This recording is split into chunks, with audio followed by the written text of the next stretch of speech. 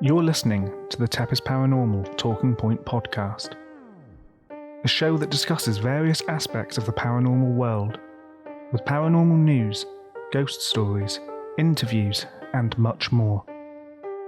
And without further ado, let's get into some talking points. Hi guys, Scott here from TEPIS Paranormal, and welcome back to another episode of the TEPIS Paranormal Talking Point podcast. Today, my guest is Greg Lawson. Greg's also known online as the Paranormal Detective. Now, Greg has had a 30-plus year career in law enforcement and has also been in various military organisations, including the US Army, the US Navy and the US Air Force at various points. As we'll go on to learn, Greg has travelled around the world during his career, visiting over 40 countries worldwide. I got this chance to sit down with Greg and discuss a number of things. His interest in the paranormal, how he uses his law enforcement background to guide investigations and to implement law enforcement investigative techniques into his paranormal investigations, what he thinks about a number of different phenomena and cases, some of the books he's written, and more. So, without further ado, please sit back and enjoy the interview. Thank you so much for joining me. Yeah, man, I'm running late. Sorry about that. No worries. So, I guess could you start by just telling us a little bit about yourself? Sure. My name is Greg Lawson. I am a almost 32-year law enforcement officer, former detective. I'm now a director of training at a police academy in Texas. And yes, I am driving right now. And law enforcement, we're exempt from not driving and doing this. So I have a plan here. I'm going to pull over and do this. But anyway, so throughout my life, when I was a kid, my brother used to harass me a lot, and he was 12 years older than me. So when I was like 5 years old, he was 17, and he would take me out riding on his motorcycle with no helmet. We'd ride around and go to graveyards and abandoned buildings and things like that. And he would kind of introduced me to what would be later known as, kind of paranormal investigations and urban exploration kind of thing. And I did that through, my schooling. And then I went into the Army. And whenever I was deployed, I was with the Rapid Deployment Unit with 82nd Airborne Division. So I spent time in Central America, North Africa, Middle East. And whenever we would go deployed like that and I would have any time off, I would do a little bit of research. And back then, we didn't have the internet. So you actually had to go to these things. They had these buildings called libraries. And you had to go there, and there was these things called books. And you opened them up, and they were filled with paper, and they had writings on them. And you would do your research that way. And it was horrible because there wasn't a search bar. You had to use glossaries and indexes and references and cross-reference everything. Anyway, long story short, I would go to the weird places wherever we were and kind of do a little bit of an investigation myself. But back then, it wasn't a thing. They didn't have podcasts and TV shows and that sort of stuff with it. So I have, probably 2.5 decades of doing weird stuff with just a few photos and my memories, and so that's kind of where it went. And when I was in law enforcement, I was a mental health investigator for a couple of years. So we would get called out on suicide calls. We were suicide mediators, hostage negotiators, and we would involve in critical incidents whenever somebody was having a mental health breakdown or experiencing hallucinations and that sort of thing. So I would go and talk to people that had demonic experiences, alien abduction experiences, those sorts of things. And I really started getting really interested in people's perspective and their experience in whatever the circumstance was, right?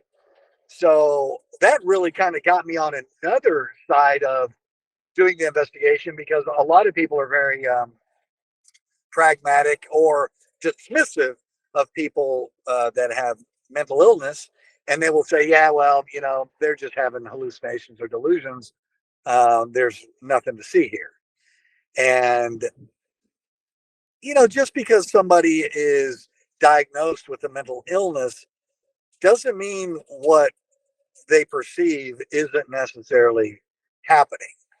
If Mm-hmm. you look at druidic followings in your world, and I look at the American Indians in the United States, people that had those experiences that psychologists and psychiatrists would call mentally ill today were people of reverence back then. They were people that people would go to and ask opinions and questions and listen to their experience. So that really fascinated me a lot. So out of that, I then wrote a book a few years ago called Zombie Advocacy. And I got asked to go to a few of these conventions to speak on that. And it was a satirical book. It wasn't supposed to be a serious book. It was supposed to be, what would happen in the United States if we had zombies? Well, a whole bunch of attorneys would come out and they would advocate for them and seize their assets and manage them. And it would be a whole industry, right? Yeah. Well, people took it a different way, and I just kind of went along that way. And when I was doing it, I was like, wait, all these TV shows and stuff, a lot of this stuff that people are doing, that's not the proper way to conduct an investigation. So I started getting more involved in the training aspect of it. And the best way to do that is to write books and make videos and do that sort of thing and speak at some of these conventions. And so that's what I did.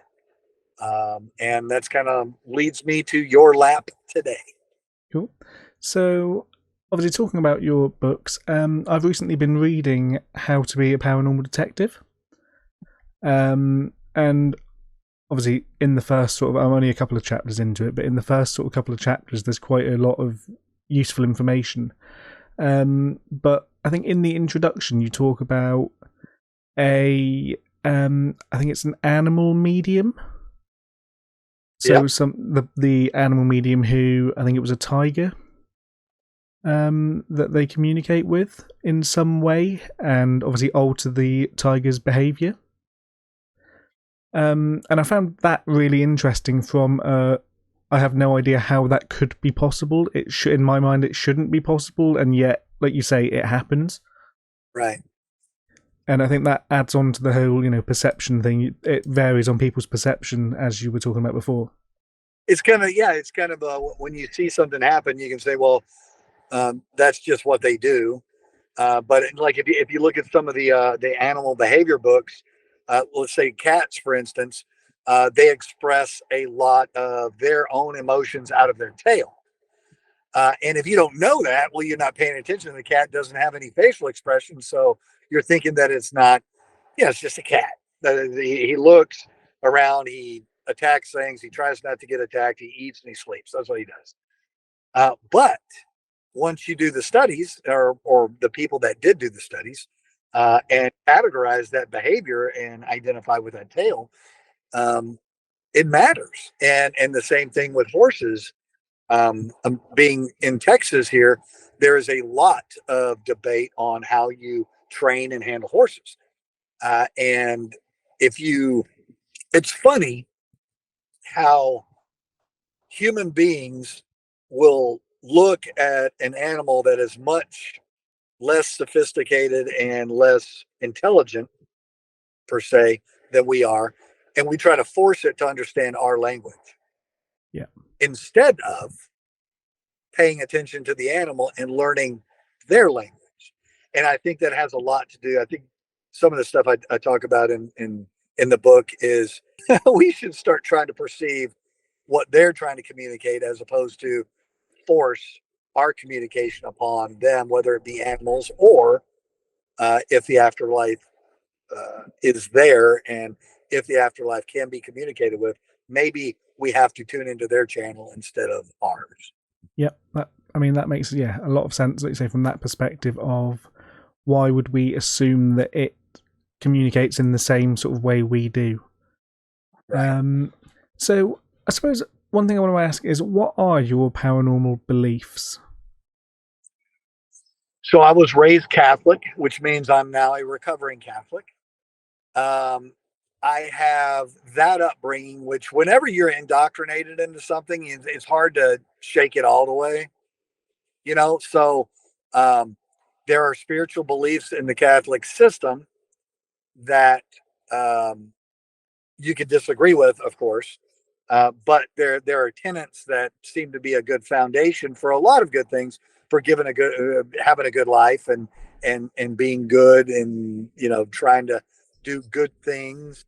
But the whole transubstantiation thing of the Eucharist has always been a problem for me. That for those that are listening that aren't real clear on it, if you're Catholic, you believe that when the priest prays over the Eucharist, over the bread and blood, or I'm sorry, the bread and wine, that prayer that he says creates transubstantiation, and that actual piece of bread turns into the flesh of Christ, and the wine turns into the blood of Christ. And it's a faith thing. I don't believe that.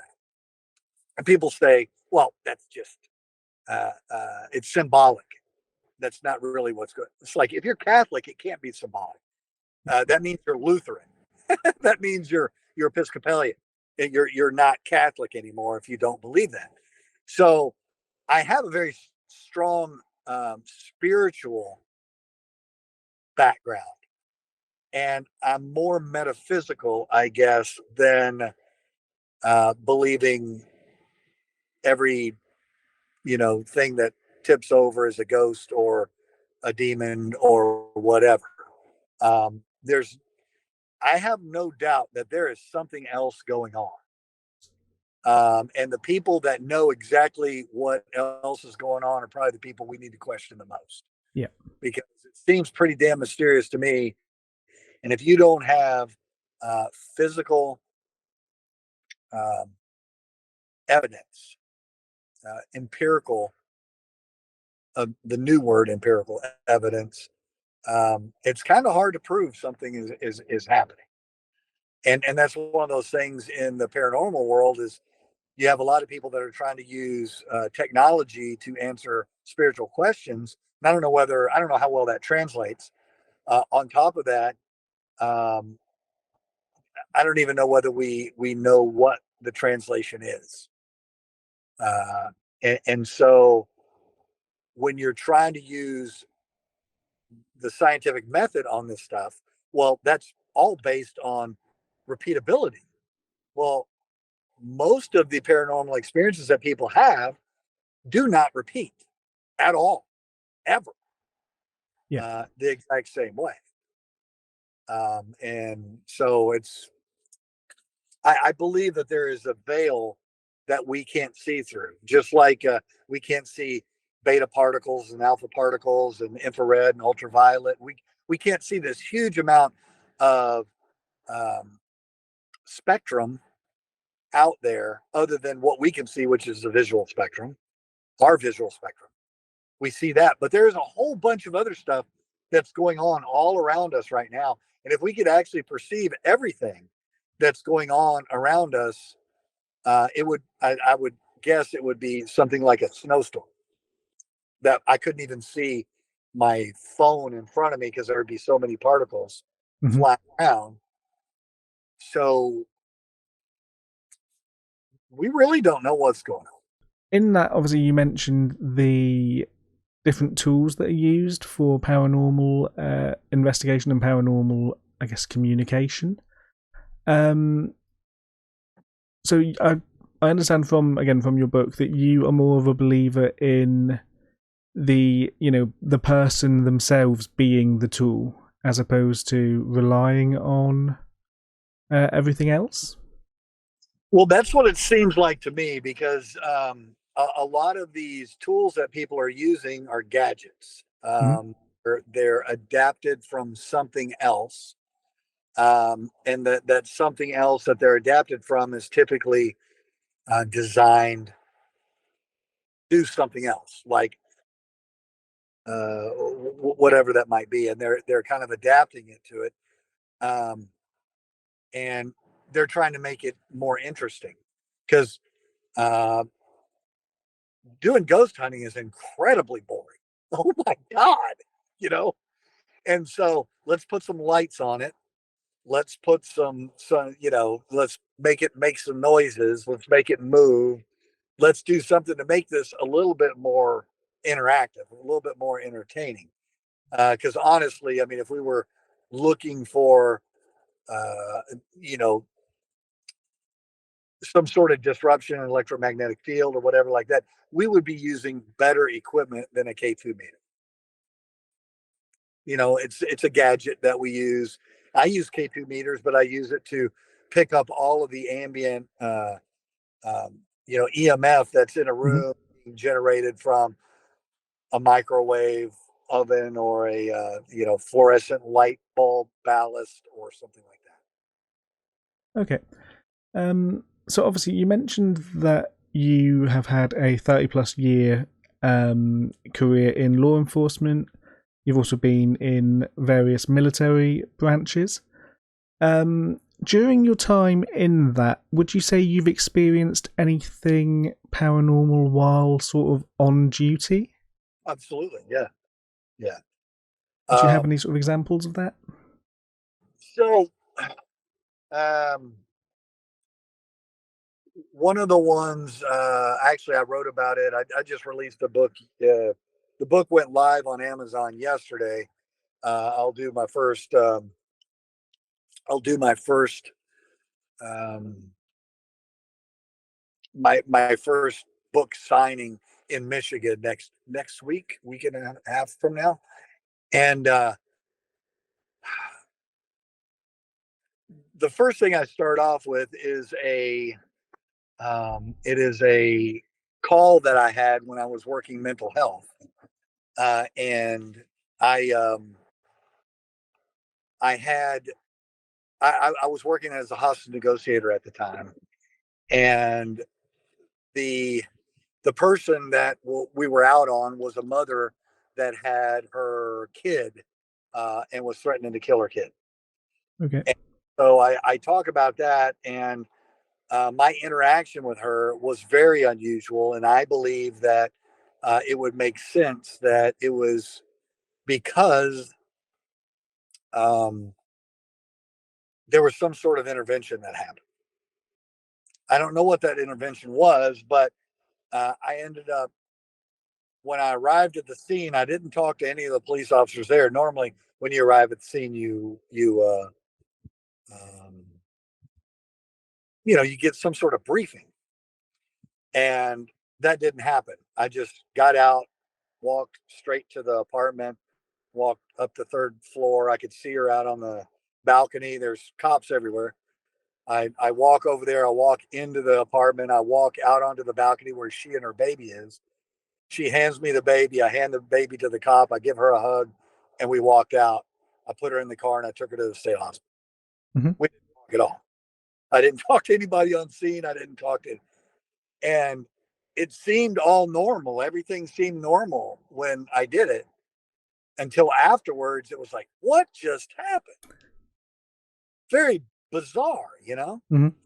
And so that was probably the strangest thing that ever happened. Okay. Cool.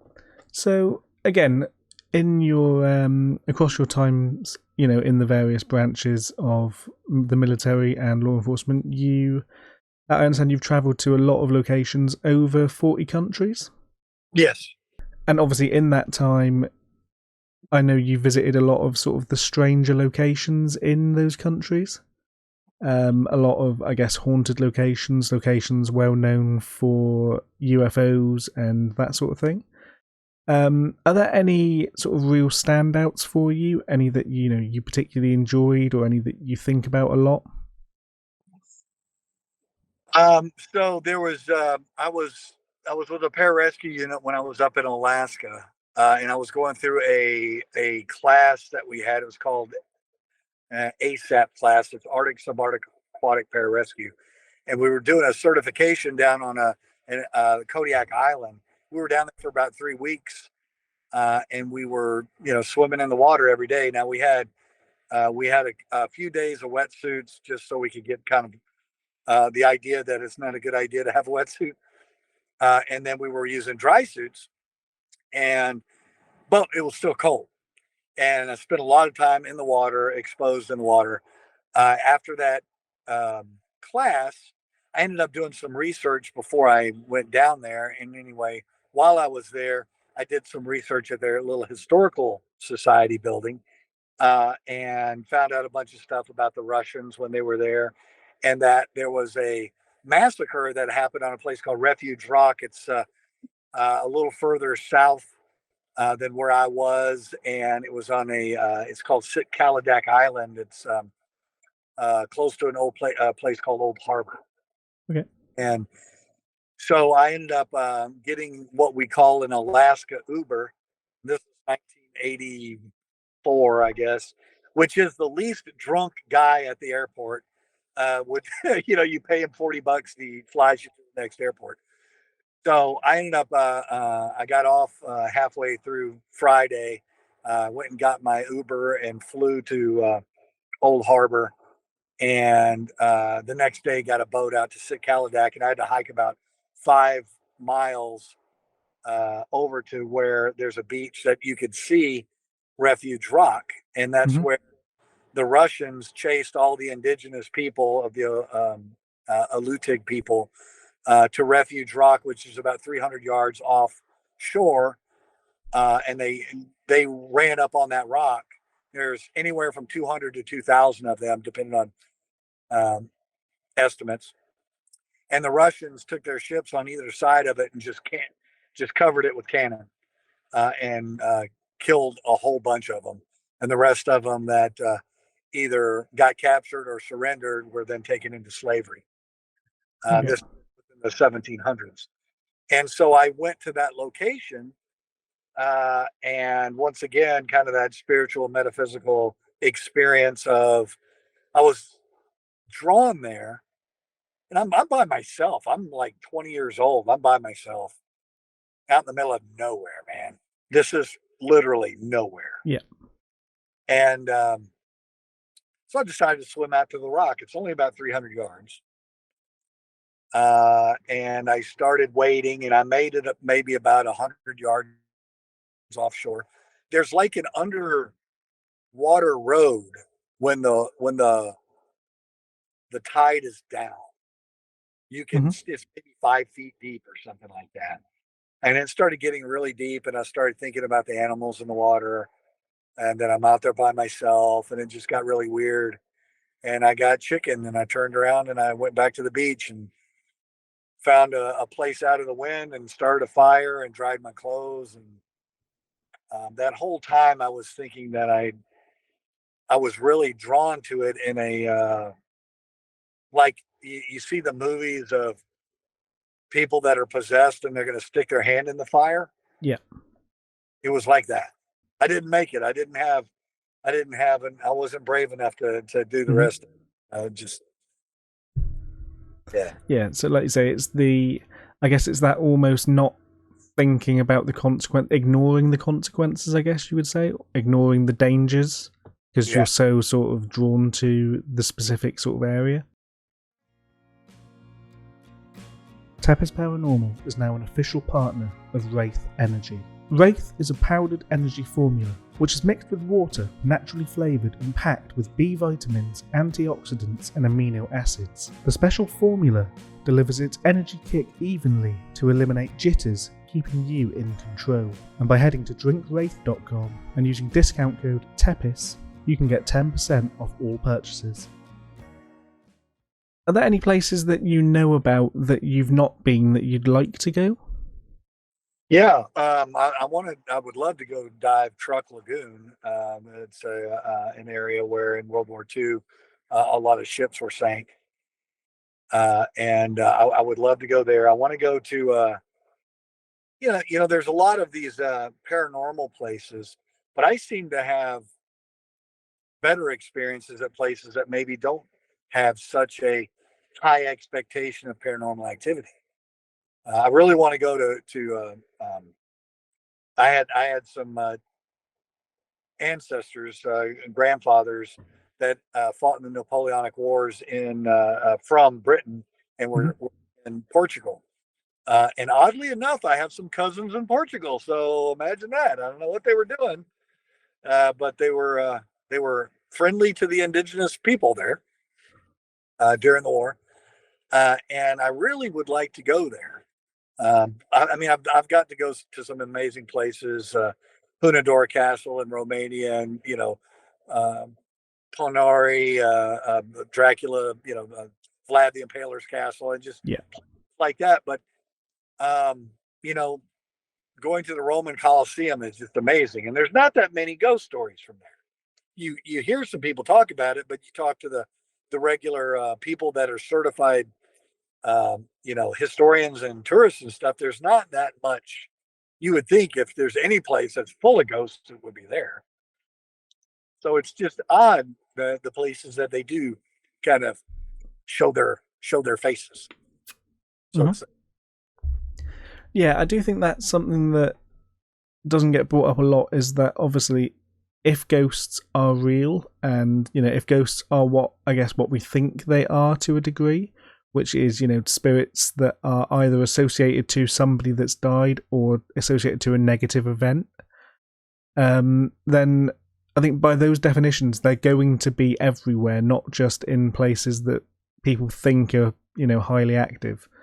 It's yeah, I think it's places like the Colosseum that you don't really hear ghost stories from per se. It's like, why would there not be things there throughout its history? Right. So have you ever seen anything, sort of, I don't want to say the stereotypical kind of ghost, but the sort of shadow or even like an apparition or something to that effect?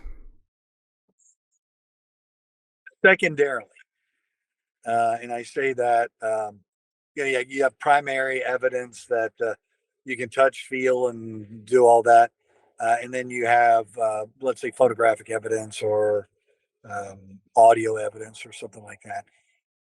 I have been places to where I've been with people that have taken audio recordings, video recordings, and photography that we turn around and look at and go, what in the world is that? Now, EVP work, it depends on what you're recording on, where you are, ambient noise, the whole bit. Um, Pareidolia with, audio files is very common. So, man, but like we were, I was with Dave Schrader and we were in Ireland and we went to Lep Castle Yeah. and we spent most of the day there doing recordings and EVP stuff. And I back then I was doing a lot of video, huge video files, and I would go back through them and spend days and days going back through that stuff. I didn't get anything. I'm up in the bloody chapel. I didn't get anything. Second floor looking for the red lady, wasn't getting anything. But in the bloody chapel, I was primarily looking for the quote unquote priest, where Teague and Thaddeus got into a fight and, murder happened. So I didn't really get anything. And then we went downstairs and we were talking to the castle owner, Sean and Ann, and he played us some music and told us some cool, just contemporary stories, nothing about ghosts, just about the area and just amazing. And so we were leaving.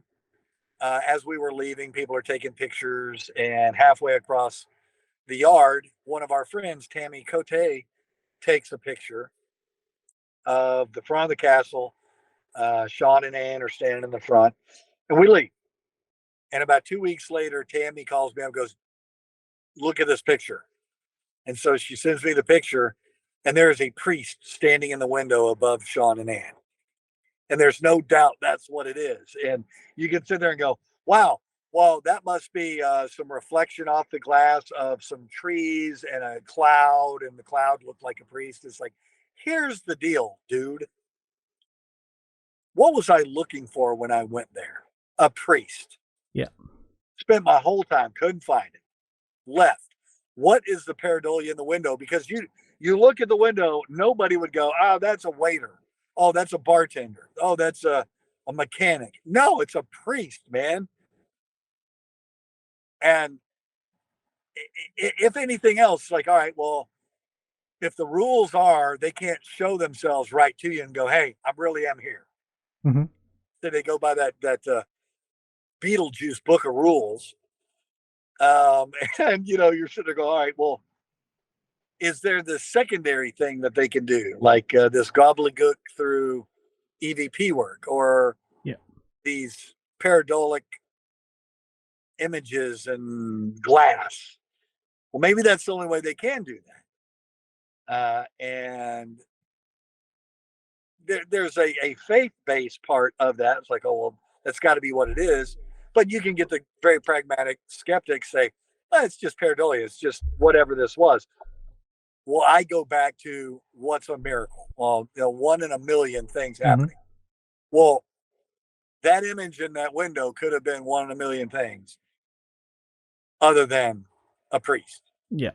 It could have been a vase. It could have been a car. It could have been a bird. It was a priest in there. And I can show it to anybody without saying, and I've tried this a bunch. Hey, I'm going to show you a picture. You tell me what you see. Well, it looks like a priest. Exactly. Yeah. Thank you. So. Cool. Do you find that in your line of work, your opinion sort of makes things seem more credible in the eyes of others? Sure. Yeah. I guess, obviously, because you are very focused on investigative technique and, how to investigate efficiently, I guess, and correctly. That and experience in interpreting the outcome of whatever that is. When the scary thing in any kind of like investigation, especially one where you could be arrested, is an investigator that steps in, takes a snapshot picture of what's going on, and says, "I know what happened." It needs to be a little bit more like Sherlock Holmes, where you're picking up multiple clues and then forming your opinion based on those pieces of evidence and circumstances. And you see a lot of people that will try to force in their belief system into the evidence and bend it to it, and being the interpretation of what they want it to be, as opposed to following the evidence. There is a point to where there needs to be interpretation and a call that, okay, this is what this is based on my training and experience. This is what this is. And so if it's not paranormal, it's not paranormal. So that's why when you see some of these TV shows, it's great where they will see a video and then they'll go to that location and try to recreate it. See if they can get, this thing to do whatever it is on this wall based on the way the curtains are drawn and a car driving by. And then all of a sudden there's this face. That's great work when people do stuff like that. So I think that, I've been doing something, getting paid to do something for 32 years. I've developed something outside of just what the book says. And there is a artistic license in the interpretation of what it might be or what it might not be. But if it's not paranormal, it's just not. So. Yeah, I tend to find that is one of the big things you find with, I guess, investigative groups to a degree, is they'll go somewhere, something will happen, and it is because they have gone there with the intention of looking for something paranormal. They attribute it to being paranormal without any real sort of, I guess, debunking of the event. So, if they go in somewhere and something falls off a shelf, it's immediately a spirit or a ghost has knocked that off a shelf. It's not the shelf might be wonky. There might be a dodgy floorboard that when you stand on it, it vibrates the shelf. And I think that is one of the sort of key things. Is I guess a lot of the paranormal field is debunking, as much as it is actively trying to find things. It's also trying to disprove the things you have found. Right. Yeah, and also carrying what I mentioned earlier, carrying your belief system into an investigation. Um,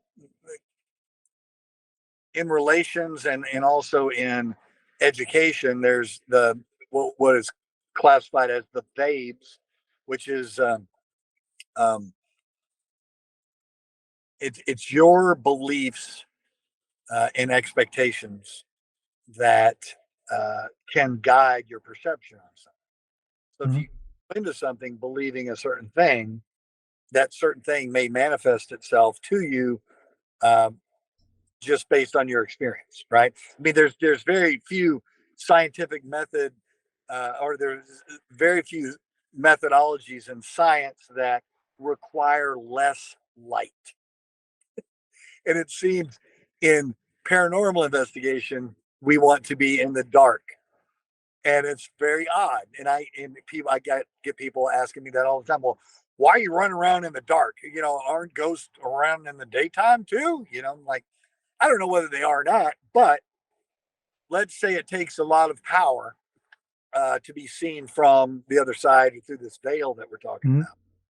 And if they don't have very much power, um, maybe you can't see them. But if this power is manifested somehow in illumination and is very low, well, you need all the bright lights off around you in order to pick it up.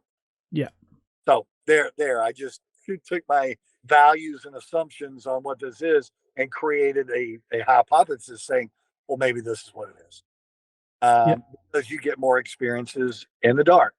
You're also at a heightened state of awareness in the dark. Your amygdalas are going crazy.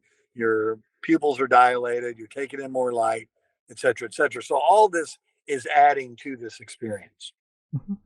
So yeah, on the whole in the dark thing, it's a question that I've been asked a few times as well, which is why do ghosts only come out in the dark?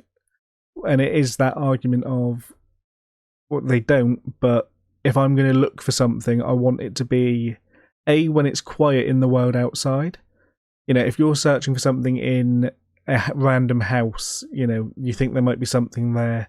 You're doing an investigation and there's rush hour traffic going by constantly outside because it's 5 o'clock in the afternoon. That's obviously going to hinder your results to a degree because you're not going to be able to focus on and look for the more subtle, I guess, stuff that happens because you're going to have that constantly in the background. Right. So yeah, I always find that question of, why do things happen or why do ghosts only come out in the dark? It's like, I think the investigations happen in the dark for a number of reasons, but the amount of paranormal sort of stories and claims and just general events you hear from people tend to happen during the day when people are least expecting it, I find. Right. No, that's true. The random stuff. Um, I think when people do research on something and say, oh, there's a lady in white that is at Kinsale, Ireland at Charles Fort. And so you go there and you spend all your time looking around for the lady in white. You're focused in on that. Oftentimes, I believe that you might be missing all the other ladies in green and blue and yellow, and because your expectations when you go there, you want to see this thing that other people have experienced. I experienced that. I was in Hong Kong, and I went to Fan Lao Fort out on uh, it's away from Lantu. It's on Lantu Island, but it's away from the main area of it, and it's an old pirate fort. Mm-hmm. And went there, and I'm looking for ghosts, and I'm looking for the graveyard that was there. And I spent hours there, and this blue bird was jacking around with me the whole time, kind of a bluish green bird. As soon as I got there, he came and landed down on the ground and was jumping around at my feet and jumping everywhere. And I equated him to what's called a killdee in Texas. Kildee is this little kind of a white and brown and black bird that looks very similar to a seagull, but Hmm. smaller and Okay. has longer, skinny legs, and they run around on the ground. And when you're close to their nest, they will run around and act like they're hurt and try to draw you away from their nest to keep you away from their babies. And they're very overt about doing it. And I thought maybe this bird was doing that. That's how crazy this bird was acting. And I was just kind of, yeah, it's a cool bird. Look at him. What's wrong with him? And then I went on looking for my ghost and spent a few hours there. The bird's jacking with me the whole time, flying around. I go, the fort's not that big, but it's not, I don't know, 50 yards long, maybe. And it's kind of cleared out around there. It's got trees where it's not cleared, and the bird messing in the trees come back to me, going back and forth. I spend a whole lot of time looking for ghosts and looking for all this other stuff, and I leave. Nothing happened. And a few years later, I'm doing some research, and um, the spirits there send a blue bird to send you a message. And idiot here wasn't paying attention to the message that they Hmm. were because of my expectations. Yeah, because you were looking for a ghost, Yeah. not looking for other things. Okay, yeah. I mean, that's let's say it's a very interesting sort of point to think about. I guess is the going into something and trying to sort of stay open to anything to a degree. Um, but yeah, I think that is a very valid point of, you go in there very much fixated on one thing, one outcome, and something different happens and you miss it because that's not what you're looking for. Right. Um, so I want to ask you about UFOs as well, because I know you have an interest in those. Specifically Roswell. Yep. So you have a book which is called Roswell: The After Action Report. Right. Could you talk a little bit about that? Talk a little bit about Roswell, your interest in it, etc. Sure. So my wife had a friend of hers that went to school out there in New Mexico. Um, and I had always been interested in Roswell. I was really interested when they, put out the Roswell report back in '94. I actually read that. It was just a bunch of gibberish. Did a horrible job on it. And that's the U.S. military, the Air Force did that. And it, it's done so poorly. It's like, wow, this is a heck of a cover up because it's just done so poorly, and they covered it with so much stuff that didn't have. It's almost 1,000 pages long, and maybe 22 pages of that 1,000 pages matter. The rest of it is just nothing. So they Mm-hmm. put this big thing together to make it look like they did a big investigation, and all they did was make a bunch of copies of paper. And so Lynn, my wife, and we would go visit her friend out there in Roswell, and we realized that they were doing the Roswell, um, um, the Paracon there, and actually don't call it a Paracon, the UFO conference Mm-hmm. there on 4th of July weekend every year, and that's the weekend that the crash was reported in 1947. So they correlate it with that, and it's great, man. There's all kinds of stuff to do. There's good food, cool people, fun stuff to do, and a lot of Roswell investigators doing talks and the museum and all that. So we would go up there a lot, and I started doing research on that. And Lynn was like, "You need to write a book on this." I have 4 years. I have 4 years experience. Well, in total, including my reserve time with the Army, 6 years. I was an infantry parachutist, and I worked when I was up in Alaska with the pararescue team. And then I went in the Navy for 4 years as an operations specialist. And then I did 2 years Air Force Reserves, which I was deployed active duty some of that time. Mm-hmm. Uh, and so I have a solid background in military operations. And so I thought, you know what, I do need to do this. always been very interested in UFOs and stuff like that. So I did that, and it's called the after action report because in the U.S. military, we do what's called an after action report on when we conduct training, do the training, and then you do the after action report of what the training was, how everybody performed, how we should change it, what we should do next time. Same thing with a mission. You do a debriefing, right? Same thing. Yeah. So that's what this is, and it's a approach from going back to who are the real people involved in this. What did they do? How did the investigation go? Why did it turn out the way it did? And then I examined the way that they wrote. The Air Force wrote the release in 1994 of their what would be an after action report, and uh, um, and I use contemporary means of statement analysis from the FBI on how to prove that the Air Force is still lying to us. It's crazy. It's crazy. So they're still using cover up on this thing, and it makes no sense because there's nothing that should be classified after 70 years except there's like three things. And so, and I'm not saying they're lying about the UFO crash and we got aliens. Mm-hmm. I don't know what they're lying about, but they're still lying. So, you know. Yeah. Obviously, in the news recently, there's been a lot of sort of UFO and alien kind of stuff. There's been obviously a lot of, I think, is it Congress in the States has been doing a lot of sort of UFO stuff. Yeah. What are your thoughts on that? Well, I think it's really interesting. I think it's unfortunate that they're wasting a whole lot of time on other stuff that they should be doing. Although this could be really important. They've passed a couple of new laws, opened up a couple of new departments that their job is to gather this information and actually responsible for conducting an investigation. Excuse me, basically creating a clearinghouse for these incidents Mm-hmm. and taking it seriously.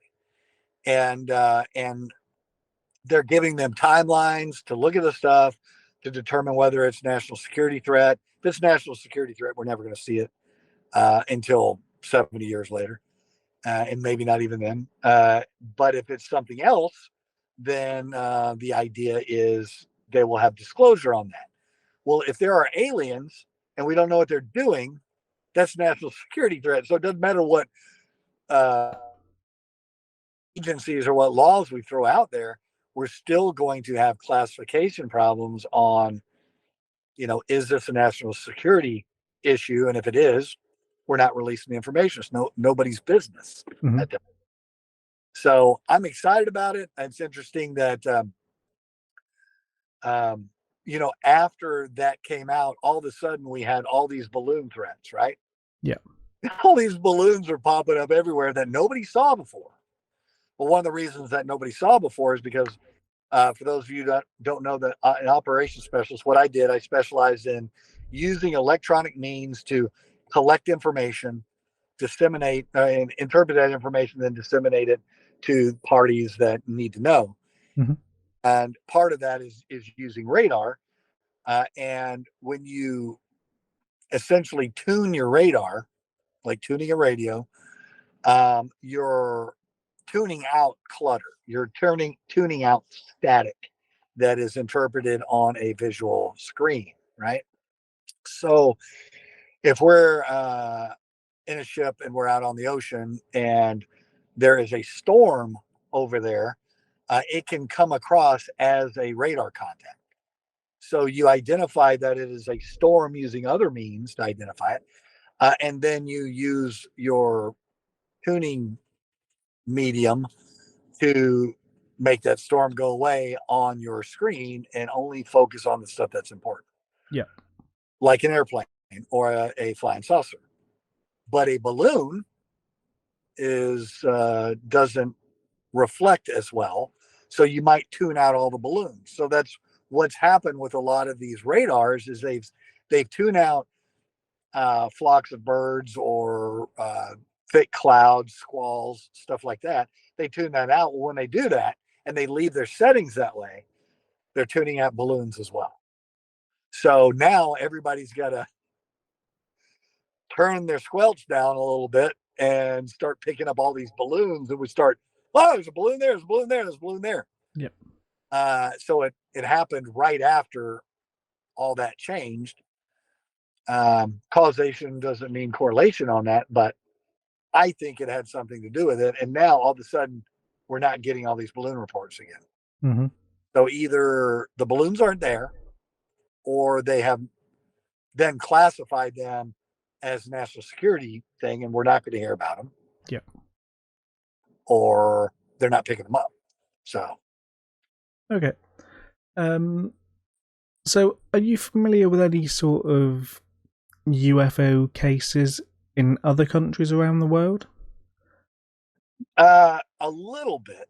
I primarily concentrate on some alien abduction stuff because of the work as a mental health officer. Yeah. Roswell. I've been to the UK's Roswell. Would that be Rendlesham by any chance? That's right. That's yes, right. That's the one I was hoping you were going to talk about. Yeah. And Dave, actually, I was there with Dave Schrader and quite a few other people. Mm-hmm. That was a lot of fun. That was a beautiful area over there. So yeah. So do you know much about the sort of Rendlesham as a whole? No, it's very much like it's reminiscent of Roswell in the fact that there's a couple of reports of lights in the sky. There's some solid reports from military people saying, I saw something that doesn't make sense. And then everything kind of goes away. And that's one of those things where, a murder could happen someplace and you get rid of the body. And it's like, okay, how do you recreate what happened here if nobody saw it? There's no trace evidence. How do you recreate this thing? And it's the same thing here. You have a couple of enlisted people that have very different experiences when you interview them separately of what the aircraft or what the object looked like, what they felt from it. The commissioned officer that was involved, his testimony seems pretty solid as far as, he's not giving a lot of details. Some lights didn't look right, didn't know what it was, and there you are.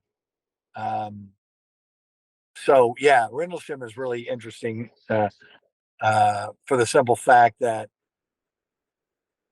I don't know that much about UFO reports in the UK, but the United States, we have a lot of them, and I think the good investigations that they've done on Rendlesham and the interviews is about as good as you're going to get on that until they find the giant acorn or whatever it is.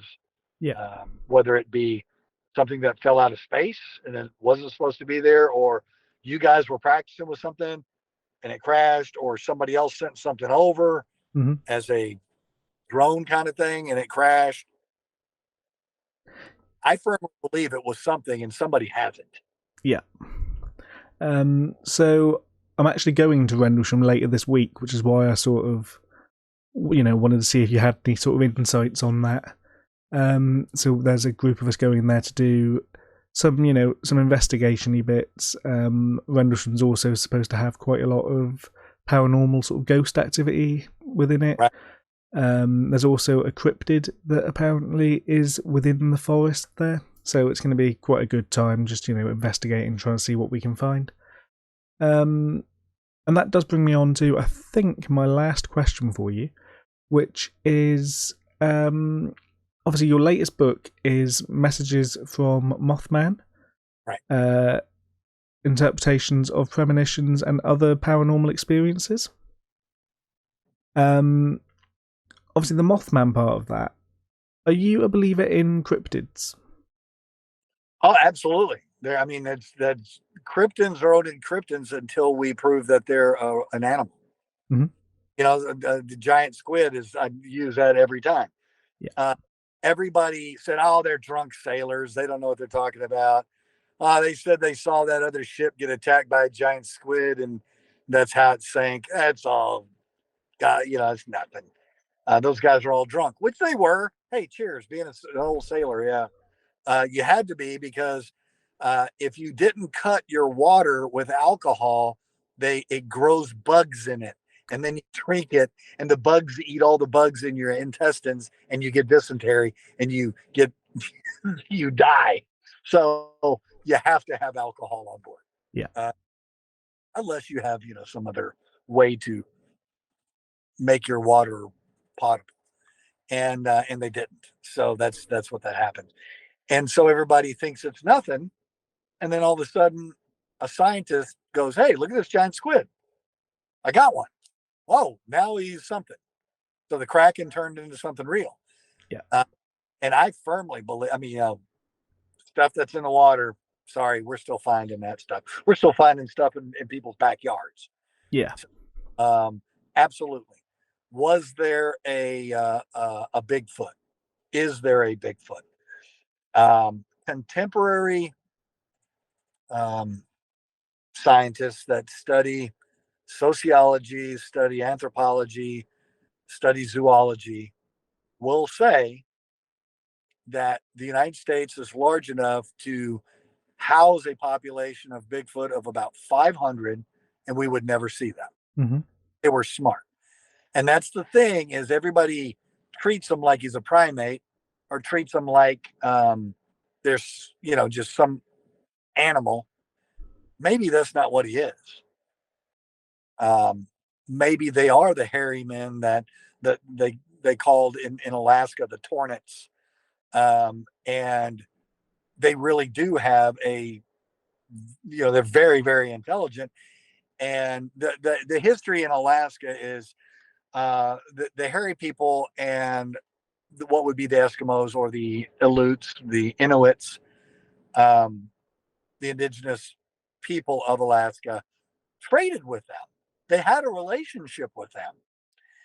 And the story is a teenager Inuit person had a canoe, and a young hairy man stole the canoe, and the human killed him. And at that point, the community of hairy people disappeared into the woods, and they never saw him again, except for little glimpses here and there. And there's one tribe's story of why we have Bigfoot. Mm-hmm. They don't call him Bigfoot; they call him Sasquatch or Tornit, or there's some other name for him. Um, but and you talk to the people that spend enough time to get a PhD in zoology or anthropology, and they say, yeah, that could happen. I shrug my shoulders and go, okay, because we know that we had very large ape-like creatures uh, in Africa, in Mm-hmm. North Europe, Central Europe. Um, they don't find a lot of that over here in the United States, but that doesn't mean Yeah. we're not going to, or maybe they just disintegrated. When they didn't bury them, and so they just were eaten by other animals, Mm-hmm. and they just went away. But Yeah. yes, absolutely do. Yeah. Sorry. Yeah, so I recently spoke to Dr. Jeff Meldrum, and he, was talking about that specifically. How if they were a sort of small population, they could very easily in the United States exist and just be hidden or be, difficult to find. There was a very sort of interesting point he raised towards the end of the interview I did with him, where he spoke about how often you find a bear carcass. Yeah. Well, Which is, and bears are obviously a much higher population than the reported or supposed Bigfoot would be. So, right. I guess it scales. Yeah, I was just up in the Cascade Mountains a couple of weeks ago, I've been up there twice in the last 2 years, working on a documentary on an avalanche that happened up there in 1910, killed almost 100 people on a train. And so it's a paranormal documentary, historical documentary of what happened, how many people died, why there's not more hauntings. There's practically no reports of ghosts in that area. But in that area, there's got to be a Bigfoot out there, man. It is crazy rugged. It is a place that is just amazing, absolutely incredible. And you could easily go out there as a human. You could go out there if you could figure out how to feed yourself and not get scurvy. You could live out there for years and nobody would ever see you. Yeah. Yeah, I know that is obviously, you hear a lot of stories of sort of wild men, people that venture off into large woodlands and just disappear and live off the land, live there for, years. So I think it fully is possible, and it's, in my eyes, it's very likely as well. I think the fact that we're still discovering new creatures regularly, sea creatures as well, like you said, so much of the ocean's unexplored. The chance of there being something there that matches, mermaids, for example. They're one in my mind that, so much of the ocean being unexplored, I feel that there must be something that would match that description that has probably been seen in the past and, maybe may still get seen to this day. Right. That, we don't know what it is. Nope. But yeah, I think that brings us to the end of the questions I had. Right. So if there's anything you want to mention now? No, if you can always find my stuff at theparanormaldetective.com or greglawson.org. I have my books are available on Amazon, on my website. And see, I'll be speaking in Michigan in about 2 weeks, the Michigan Paracon, and then at Phenomicon, I should see Dr. Meldrum there at Phenomicon in Salt Lake, or no, in Vernal, Utah. Michigan Paracon is in Sault Ste. Marie, Michigan, and yeah, so I appreciate you having me on, and enjoy. Perfect. Yes, thank you so much for joining me, and I'll catch you later. And once again, I'd like to say a big thank you to Greg for taking the time out to join me for this interview. I found what Greg was saying to be very interesting, and I think we covered a number of really interesting topics. I'd love to know what you think of Greg, what you think of what we discussed. You can find links to all of Greg's socials, to his website, and to his books in the description of the YouTube version of this podcast. But for now, I've been Scott from TEPIS Paranormal, and I'll see you soon.